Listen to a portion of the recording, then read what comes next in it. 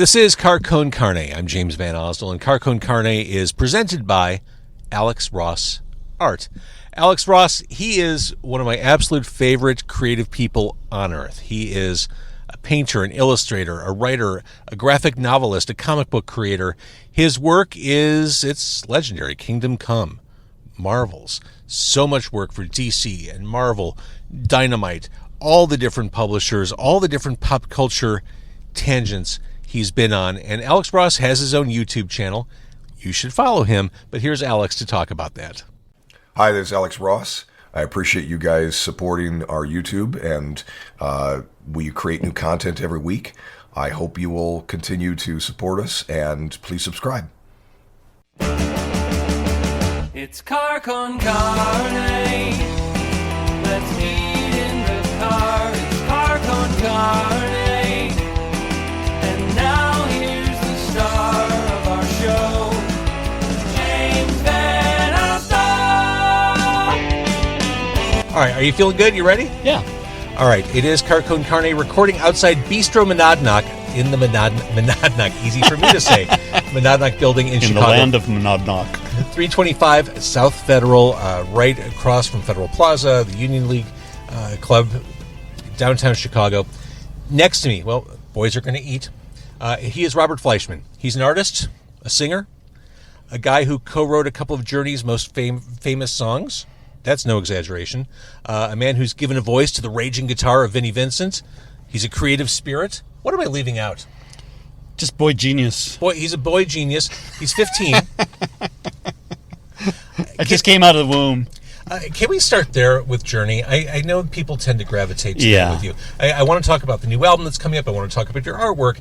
But I think forevermore, when people mention your name, they're going to mention the fact that you co-wrote Wheel in the Sky.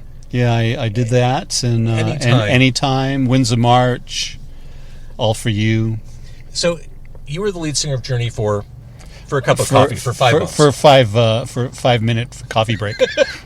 But you were that bridge between that jazz rock period. Yeah, it was a jazz rock fusion band that played 15-minute songs, and CBS was going to knock them off the label, and I before the meeting of that conversation, I was with a guy named Barry Fay, who was a promoter, big promoter in the United States, and he was based out of Colorado. So basically, Barry Fay and Bill Graham split the map of the United States. Like, you get this piece and I get this piece. So Barry got the middle section of the United States, and so Graham had the East Coast and the West Coast. So anyway, these were the biggest promoters, and I happened to be managed by Barry, and so I was in a band here in Chicago. Because you lived in Chicago. Yeah, in the 70s, 75 or 76, somewhere around there. And I was called up by an agent that was a booking agency here in Chicago with a guy named Frank Rann. He was the guy that called me up. He knew about me from a manager I had in L.A. And so they asked me if I'd be interested in coming to Chicago and play with, check out some bands. So I went out quite a few nights. I checked out 7 bands, and I picked one. And the reason I picked that certain band was because they were playing stuff like Pink Floyd and Journey, not Journey, but Queen. And I liked them because they had a kind of an atmospheric tone to them, so I leaned toward that. And I played Beginnings, Thirsty Whale, opened up for Cheap Trick, got to know them well. Beginnings, did lots of nights in Beginnings, Haymakers, all these places. Now, these are all places that are just they're historic gone now. And legendary. I know them by name. Yeah. So I played all those places, and then I got this call from Denver and asked me if I'd be willing to come to Denver and meet with this guy who wanted to manage me. So I met with him. he asked me about a couple of days later if I'd like to do a showcase for CBS Records, and so I did the showcase. I in a week's time, I wrote 7 songs. I put a band together, and boom, I did this showcase on a snowy night, and we didn't even know if the people were even going to arrive, but they did. And then 3 days later, I was asked to come back home, where I'm from, California, L.A., to have a meeting in Century City with CBS executives. So I went to that meeting. They said, "Hey, we have this band called Journey. We'd love to see if you could, add something to this band." And so they flew me up to San Francisco, and I went to SIR Studios, and we had some lunch, talked, then got up on stage, and we jammed for about an hour and a half, and that was great chemistry. It's an interesting way to hook up with the band. It seems like almost like an arranged marriage. Yeah, it was very much so. And so I wrote these songs with them, Wheel in the Sky, Anytime, Winds of March, All for You, Diva, all these other ones. And so we toured, and they would do 3 songs, and then they would introduce me, and then I would come up and do the songs that we had, the new formation of the band. Hold that thought. We're talking about Journey. Again, we're at Bistro Monadnock, 325 South Federal in Chicago, and they're bringing food to the car. For Robert? Yes. Oh my gosh. Welcome back. Hey, yeah. How you doing? Let me, okay. Thank you. Oh my goodness. There, care for those Good evening, sir. Good, So good evening. Got a pair of the This is ridiculous. our bistro burgers for you. Yes, and some of the best in Chicago, or in the land, I'd say. 80-20 Thank you. prime dry aged steak sirloin for you with a little Gruyere, Yes. Ooh, Gruyere. pickled onion, Yes. a little smear of Dijon. I've had it before, Yes, and yes. that's why we're here. Some beef fat fries. All right. Thank you so much, sir. Pleasure. I love this. Thank you. Of course. Enjoy. Any beverage for either of you gentlemen? Water, soda, I would love a Diet Coke. Diet Coke. I'm fine right now. All right. I just He's need- overwhelmed by trying to eat all this in the car with Yes. fancy china. Oh my God. Yeah, I should have warned you that this isn't easy. I gather this isn't easy. We need the little Yes. phone holder here. Yeah. Oh my God. Yes, at a drive-in, at a drive-in Would you like hamburger place. Anyway, I'll move this. thank you. We'll manage somehow. I do have a cup holder you can use. Okay. Yeah, this is the tricky part. This is where you really earn your dinner here, And you Robert. get food all over your car. Yeah, it's one of those things. The car's 10 years old. It's fine. I'm going to roll up your window. All right. Although I enjoy the sound of the L and police sirens in the background. All right, so you've been here before. You love this burger. Like, Yeah. there was no question in your Chef mind. Johnny is amazing. I mean, this place is not just a burger place. This place is just an incredible eatery. But you are a Midwesterner. You talked about living in Chicago in the 70s. You live in Wisconsin now. I live in Wisconsin, in Racine, Wisconsin. But you make lots of trips Yes, down south here. I do. I'm very good friends with Mancow, as you know, and my publicist James Webdell, and I've always loved Chicago. I've made more friends here in Chicago than I would in Los Angeles. Oh, I believe that's and true. I'm a native of Los Angeles, and the people in the Midwest are so warm and so much just generous. I agree. Generous and down to earth. And, I grew up in Hollywood. Since the 70s. I've seen the whole evolution of that place. All right, I'm dying to try this burger. It's just I know. I just put the camera on it. I'm going to hold it up again. It's a nice size burger, too. Yeah, but it is the most flavorful burger you'll have in some time. Oh, I think a caper just fell out. That's exciting. But we've all been to those burger places where the burgers are just obnoxiously sized, and you can't finish the burger. Like, I'm going to be able to finish this. I'm going to feel good about this. Oh, yeah. This is substantial, but it's not stupid. But what's substantial is the flavor of it. For those who are just listening and not watching, Robert came properly dressed for something that's not this podcast. You definitely classed up everything here. Now here's where I face my greatest challenge. And the Diet Coke. You are too kind. Thank you very much. Enjoy. We appreciate you. Yeah, I don't know how this is going to work. So Journey, the arranged marriage. Yeah. You hit it off with the guys. You wrote a handful of songs. Let's drop anchor on Wheel in the Sky for a minute. Where did that come from? Can you remember that far back? Well, it came from Neil was playing acoustic guitar, Neil Schoen. and we were, I think we were in Texas. He started playing this acoustic guitar and this whole thing, the music. And so I came up with a melody, and I wrote the lyrics in about 20 minutes. It was really funny. I feel like all the good music stories are like that. Like the songs weren't labored You're right. over. They weren't labored over. They came to you. It's like automatic writing. Yeah.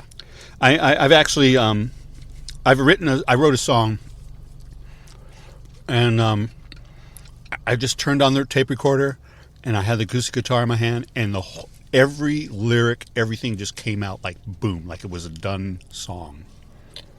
And I talked to people, other musicians, about it, and I talked to Tom Petty once about it, and he goes, "I've done that like 1 or 2 or 3 times, and it happens sometimes. It's like automatic writing. It's just like it's like it comes from outer space, and you just get this flow, and it just happens. And if you're lucky, you turned on the tape recorder to capture it. So you hit this groove with Journey. You're writing these songs that, again, we know by heart today. And then just like that, you're not in the band, and Steve Perry's in. Right. I know you've told the story a million times, but for those who haven't heard it, for those who are new to Robert Fleischman, what happened there?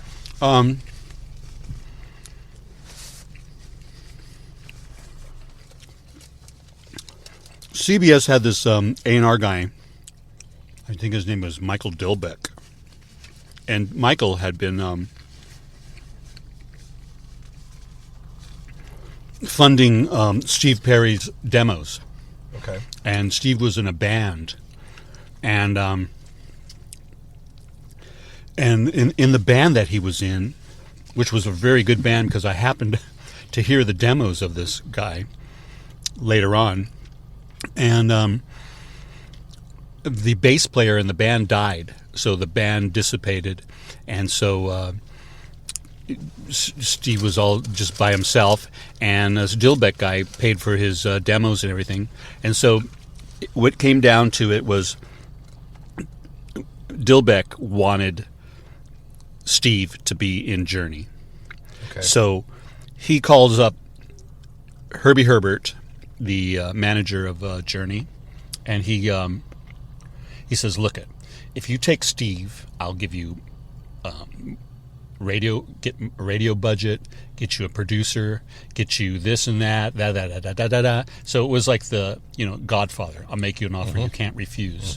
So I happened to He leveraged every tool in his he arsenal. leveraged everything so that he could get me out. Well, the band itself did not want me to leave. They were pissed off at Herbie, but they do what Herbie says because Herbie can sell Eskimos ice, and I admire him for it, and I've never had any bad or ill feelings towards him because he was an incredible entrepreneur. He sold that band like a Hershey's bar. Well, and here's the thing: you were removed from the band, Right. At But that- I wrote all their first hits, Right. in a sense. So I didn't walk out with just nothing. I walked out with all my publishing. which I'm sure probably supports your art habit to this day. It's supported my life for over 40-something years. That's awesome. But back when you were And it's played everywhere, every day. everywhere, my kids know it. I mean, yes.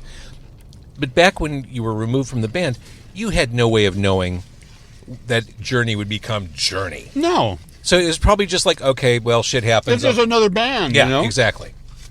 You had no way of knowing that 5 years later. But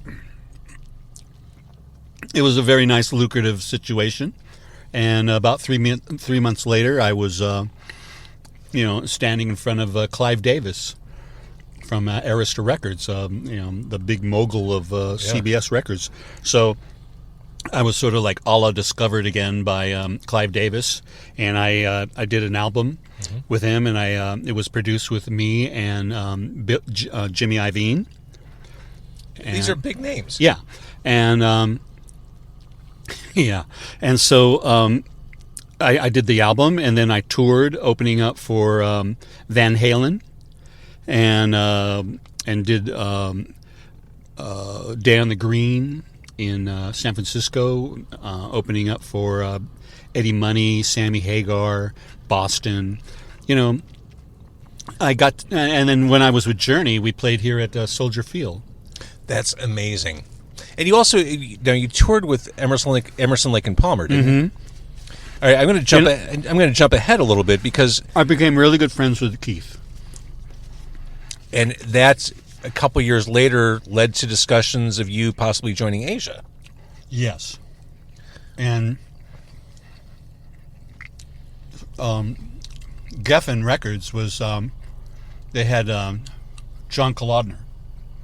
I know the name. And our guy. Okay.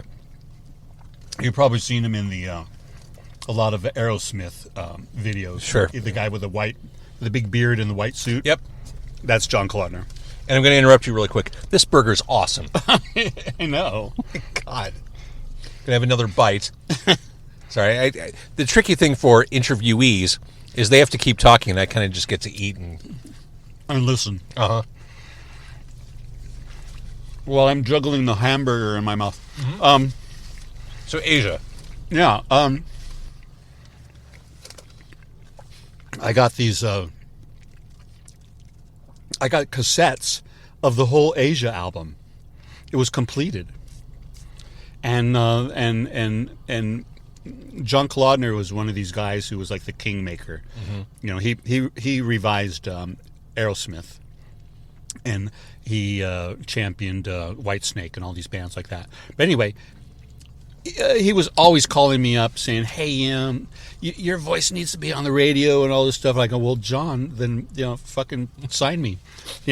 So then he would call me up and go, "Hey, I want you to play with this band." So he set me up to play with Michael Schenker, which was a nightmare. Asia, some other bands, but anyway, Asia. I listened to this album, and I'm going like, "This is a great album," and I love Wetton. I thought he was great, King Crimson and all that stuff. So John Wetton. I love UK. Yeah. I actually played with him. So anyway, so I go to England. I get picked up.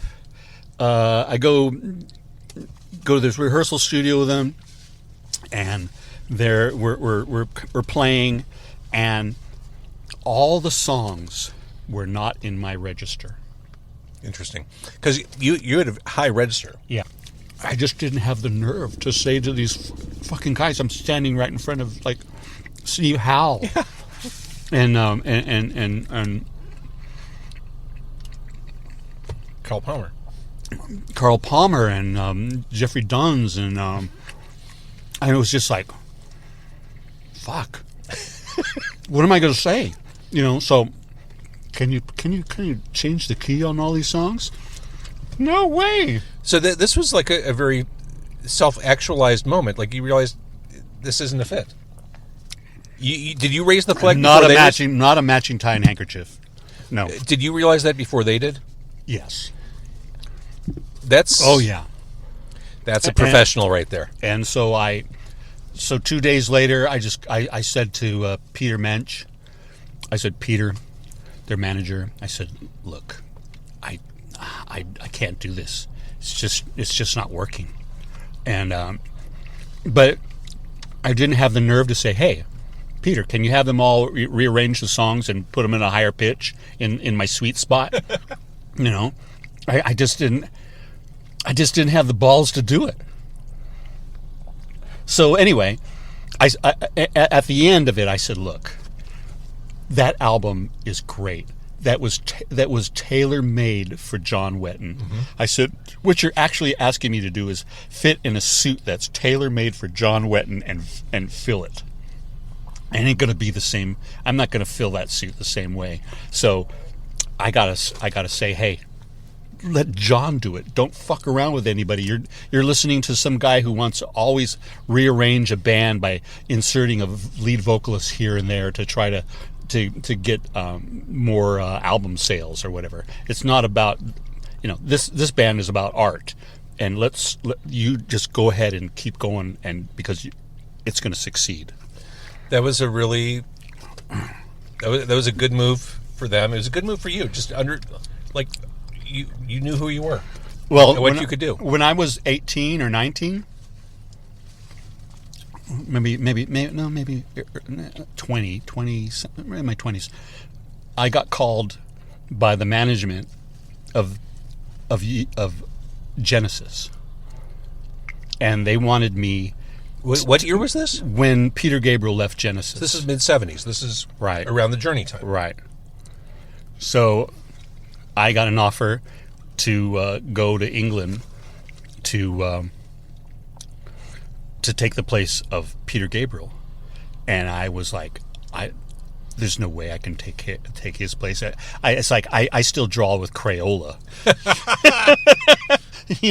This guy is like just amazing, just intellectual monster.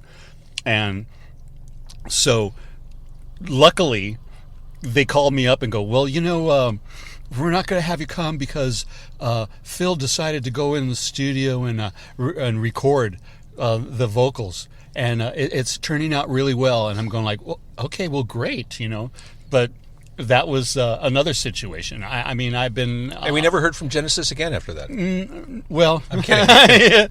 In a sense. But it was Trick of the Tail. Of course. Which was a great fucking album. The title track alone. Yes. That had Dance on a Volcano, too, I think. I don't know that. Great album. As you talk about these close calls with Asia and Genesis and with your Journey experience, there is a vague sense of always the bridesmaid, never the bride. Right. With your career. And have you heard that before? Have you felt that before? Well, I know that, but look, out of the pool of billions of people, I've gotten my number called, so I'm very grateful. Yes. And and I guess I have something there that creates some sort of attraction to possibly have me in that situation. So I'm flattered. That's awesome. What can you say? And as we march toward the present day, you got to mention Vinnie Vincent. Yeah. Vinnie Vincent, ex of Kiss. In the 80s, he struck out with Vinnie Vincent's Invasion. You were on that first album doing the vocals for that. Yeah. What was that experience like? It was like a Vinnie Vincent Invasion. This was definitely the sound of that time. Yeah, that album has become a cult classic. I don't think it's even on streaming. Well, much like your first album. Yeah, I know. Which is kind of on purpose. Vinny, he was writing with a guy named Adam West? No, not Adam West. That's Batman. That'd be a cool story. Adam, what's his name? Adam something. But anyway, this guy Adam was writing with Paul Stanley. Okay. And Vinny was in the same room with the two of them, and he asked Adam if he knew any lead singers. And so Adam gave Vinny my number. Vinny called me up. He came to my house. He played me 3 songs that were just incredible. The guitar playing and everything was just great. And being a songwriter, I never really leaned towards going into a band where there's somebody else writing the songs and all that stuff, unless it's really incredible. And it happened to be that Vinny's songs I thought were pretty fucking rockin'. So I decided to work with him, but in the beginning of the whole relationship, it was going to be a halvesy. We're together, and whatever deal we get, we split it and all that stuff. But anyway, that didn't happen. What he ended up doing was sort of like this. Let's say we build a house together, you and I, and all of a sudden you decide that you want to sell the house, and you never tell me that you're going to sell the house, and you sell the house, and you make a deal with Chrysalis Records, and it's a Vinnie Vincent album now. So, yeah, that's what happened to me. And so for quite a few months, he would have all these people call me saying, hey, would you come back to the band and all this stuff? And I'm going like, I don't think so. I mean, I don't think so. So it just kept going on. So I thought, okay, I'm just going to throw out some ridiculous numbers out there, and this and this and this and this, and I want this and da da da da da, and just to make it just like you're nowhere you're going to do this. Well, they come back and they decided that they were going to do everything that I wanted. So I went in the studio and I worked with him, and we did this incredible album. And in the sense of, it was like getting a big bucket of paint and just throwing it on the canvas and just see what happens, And because I could sing that way, I had no other platform to sing that way. There were no songs that were matching. Right. My vocals and that guitar playing. It was like a great mix. Great match. So anyway, we do this record, and from the very beginning, I said, "Look, I don't have any aspirations of touring, and I don't like touring." Do you not like touring? No, I don't. I love being in the lab. I love being in the studio recording. I love being in my art studio doing art. I spend a lot of time alone, and I like it that way so that I can manipulate my vision. Are you a classic creative introvert? Probably. To me, I have a hard time going to see bands play because I see like lead singers out there and everything, and I look at them like everybody's a fucking a seal being waiting for that mackerel be thrown to them or whatever. I have a hard time going to see bands play because now there are like 3 opening bands for every show. I'm getting too old for that. And a lot of the bands are not even the same people that were in the bands originally. Right. So, of those sessions, help me understand. Vinny's putting out an album soon, and it includes remastered or remixed vocals from those early sessions? Yes. Is that something you want him to do? I have no control over it. Do you have any... I don't. It's like I'm not going to say, "Hey, I'm going to sue you and stop it." Let it come out. It's something that I did, and if he wants to do it, let it be. You still get points on it, right? No, I don't get any points on nothing with him. But so is this still acrimonious? I last time I spoke to him was maybe about 4 or 5 months ago. He wanted me to come down to Nashville to one of his things, and I didn't. But at a KISS convention quite a few years ago in Atlanta, I was there when he was there, and I went up on stage with him and sang with him. And you also have... And that was the first time we ever played together in front of people. Wait, even around that first album, you never did once? Never. That leaves me kind of speechless. Well, it's true. Like, you opened for Van Halen back in the day, but when you actually had an album that was like right in the pocket of that like zeitgeist pop metal sound. Yeah, I didn't tour with them. That's crazy to me. Look at, man, there was so much shit that it's like, how much more stuff can you do to me and me eat it? Yeah. It's like there's a limit to life in your own fucking unfortunately your ego. 100%. Wow, that's super interesting. Yeah. All right. But I love the guy. even though he's mixed up and lots of things go on around him that are that just seem to be so totally out of orbit, but I still am friends with him. I don't think I have really any enemies. I just take it like, well, that was part of the movie, Life's too short. Yeah. It's just, especially as you get older. Yeah. Doesn't all that stuff seem like bullshit? To me, I tell people life is about making the best movie you can make for yourself. I agree. Yeah. Speaking of Kiss, don't you also have a Gene Simmons connection? Yeah. Yeah, I've written songs with Gene. My kids and his kids went to the same school together. Okay.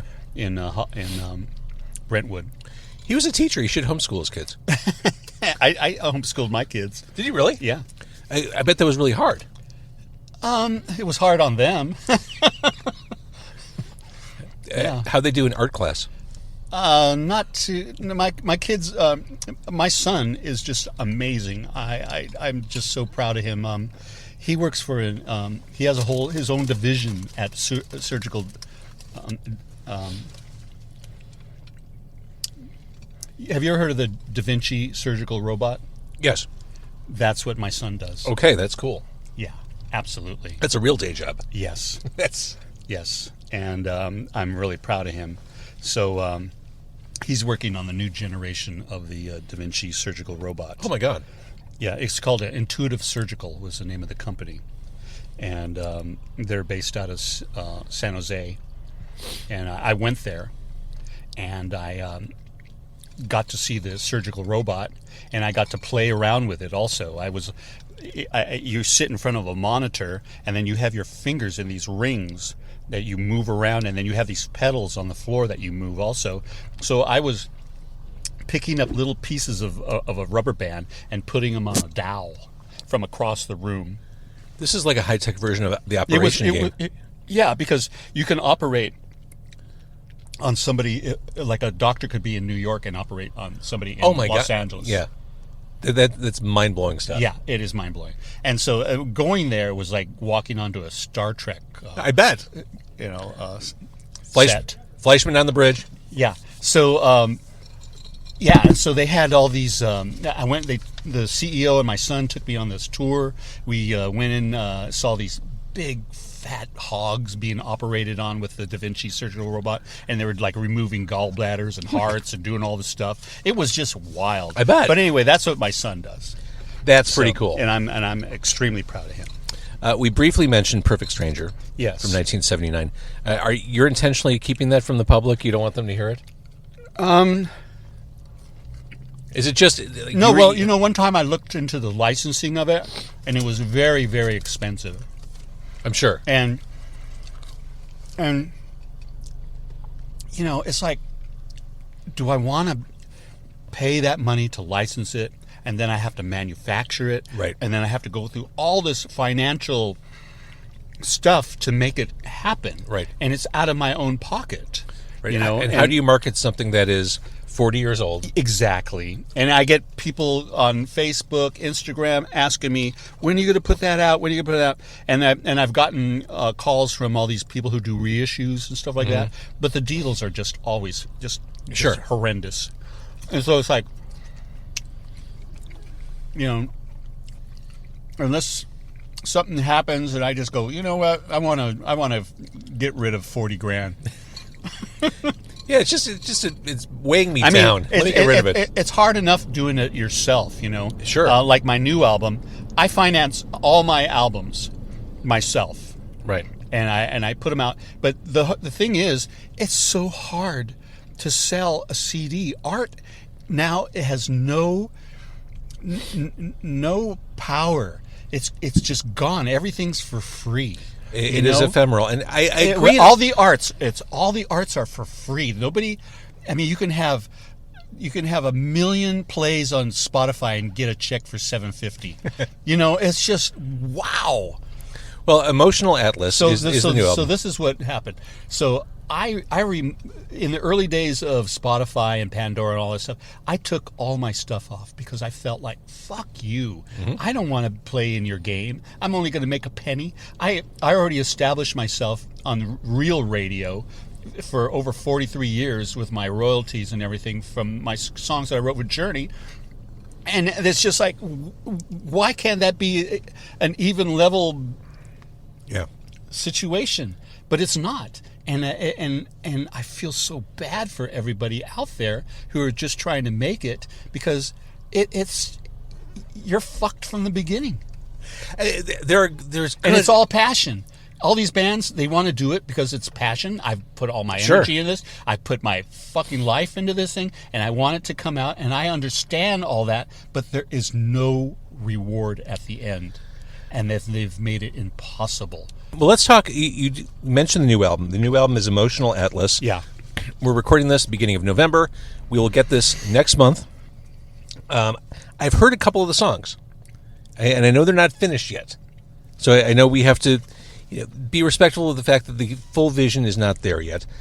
But what I really liked, House on Fire, it's this mid-tempo synthy song. And I love, I kind of hinted toward this earlier, I love the way your voice has evolved through the years. And Thank you. Has matured and has grown some new textures. Yeah. All that stuff in the past is called youth. Exactly. It's just that's what happens, It's that like you could run the 50-yard dash in 5 seconds. Now it takes you 8 seconds, But it's for 6 years I have been doing nothing but painting, and I want to talk about that too. And so everybody's going, when are you going to do another record? And when are you going to do another record? So I thought, okay, I'm gonna do something. So I grab my acoustic guitar, sit on the couch, I go boom, boom, boom, and I go, I'm fucking over this. The template of music is so boring to me. It's the same guitars, it's just all guitars and everything like that, bass, everything. That template, I just was tired of that. I didn't want to make another one like that. So in the early 80s, I got into electronic music, like during the time when Eno was starting and everything like that. And I was like in Hollywood, and I had a couple of synthesizers, and I was borrowing synthesizers from all these different friends of mine and taking them to my house and recording with them. So I did this ambient album and a kind of techno album. And remind you, this was before sequencers and all that stuff, so it was all hand done, and there weren't a lot of synthesizers to pluck from. So anyway, I did this album, and I always thought, why didn't I put vocals over this thing? So I thought, I'm tired of the template. Why don't I revisit electronic music and put vocals on it this time? So that's what I've done, and I've recorded 10 songs. I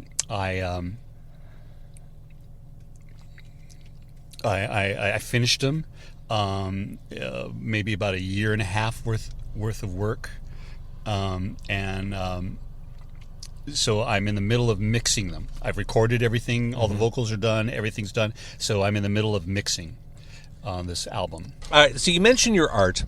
You do this really cool collage art. Fleischman Robert.art.music is your Instagram. How long have you been doing this? How long have you been creating like this? Since I was 13. Really? Yeah. And has it always been that style, that kind of pastiche of different? Yeah, since I was 13. What inspired me, obviously, was the Sgt. Pepper the cover. Album cover. Yeah. So I saw that and go, I can do that. So I started doing that at a very early age of 13, 14. And all my life, I've done nothing but ping pong between doing art and music. So if I'm not doing art, I'm doing music, and vice versa. What do people do who don't have creative pursuits? I don't even understand what that would be like. I don't know. I just know that I'm just kind of a little bit of an odd bird, you know, but I love it, you know, and I think I do it well, and I'm very proud of it, and I've gotten, you know, I've sold paintings, you know, for like 20 grand, you know. So I to tell you the truth, I make more money selling my art than I have selling my CDs. Oh, I believe that. I definitely believe that. Yeah. And unfortunately, as we're recording this, it's too late if people hear this to see your most recent art exhibition. But it's not like you won't do more. No. And again, the Instagram exists. No, I actually have a show in Hinsdale, outside of Chicago, and at this gallery called. Boy, I'm gonna mind. But that ends tomorrow, right? No, it's already been. Okay. It's at the Acquisition Fine Arts Gallery in Hinsdale, and my show was on the 14th last month, and it's still up. But anyway, yeah, I show out of there. I've shown down here in Chicago, New York, Los Angeles. I've done this for quite some time now. I love this. Again, FleischmanRobert.art.music on Instagram. Sorry to cut you off, but some of the pieces I've seen in there I want to talk about. Okay. Because you tap into these themes that resonate with me, these kind of like pure, almost like 1950s images, and then sci-fi, pop culture. There's like this Lone Ranger in space piece. I love that one, yeah. I love that one. And I don't know how else to describe it, but Lone Ranger in space. Right. And then I did one of Tonto also. Perfect. And then there's one, thinking about those kind of wholesome images, campfire girls, kind of as an alien invasion is surrounding them. That I loved. Cool. We talked at the beginning of this conversation about how Wheel in the Sky that was like 20 minutes worth of work, and boom, there's this classic song. Right. When it comes to creating art, is it more painstaking, or are there more instant moments where you just kind of see things you think, I'm going to put those together? It's like automatic writing. I never know what I'm going to do when I walk into the studio. I don't have anything planned except one thing. Before I go to the studio, the night before, I think about what colors do I want to use. You know. So you don't like have a notebook where you like write down ideas for later. It's like jazz. It's like improv. It is like jazz. Yeah, you improv on the spot, on the moment, and then you put down this color or a form or whatever, and you just find the mate to that to make that bounce, you know, to make that pop. And so each color is made to make each color pop more, and so then it's just this piece of art. With the jazz approach, are there moments where you're like, well, that's not a hit, that's a miss? I've had that, yeah. And then I just paint over it. Yeah, exactly. All right, so again, the website the Instagram for your art is FleischmanRobert.art.music. Right. The album comes out next month, Emotional Atlas. No, it's not going to come out next month. It's going to come out next year. Next year. Yeah. Worth the wait. Yeah. So 2024, we will get Emotional Atlas with a cover created by you. Right. Obviously. I mean, who else are you going to ask? Right. And then for people to hear that, get it when it comes out, where are they going? They're going to your main website? Well, you know, I'm going to have to bite the bullet and talk to Spotify and all those people. Do a Bandcamp page. That's what all the cool kids are doing. Okay, I can look at that too. You could sell merch from there? Yeah. I have a new website, robertfleischman.com also. And so, you know, whenever I can announce stuff, I'll do it on there. But I just have had a great time with you, James. It starts with the burger. I absolutely I would come back for that. I mean, it's the red onions. You and your wife come over here. Absolutely. So it's the brioche bun, the steak, the butter, the Dijonnaise, the red onion relish, Gruyere. The Gruyere is key. Mm-hmm. That is key. I want to thank Bistro Monadnock for their hospitality, for bringing the food. They don't do curbside service And here Johnny on Federal Barish, Street. the Chef Johnny. Chef Johnny rocked it. This is, and I know they've got a great menu too. Like we didn't even Oh get yeah, into that. the rocker, the oysters Rockefeller are Ooh, I really love- good. I mean, the caviar is great. Yeah, they have like all the traditional French stuff. Yes, it's just a great experience. Parisian gnocchi, Yeah. the croque madame, Yeah. Cornish hen, bouillabaisse, and like Yes. this place is legit. We went for the burger, and the burger is Yeah. legit. So thanks to those guys for setting us up with food, so we could keep the conversation fueled. And I'm sorry it wasn't at a hot dog place for you. all right, thank you. Thank you. Pleasure. Happy holidays to you. You too. We should do this again. Well, maybe when the album comes out, Yeah, there it is. When the I'd album- love to be able to. We'll go in depth. Yeah. I love it. All right, thank you, sir. Thank you.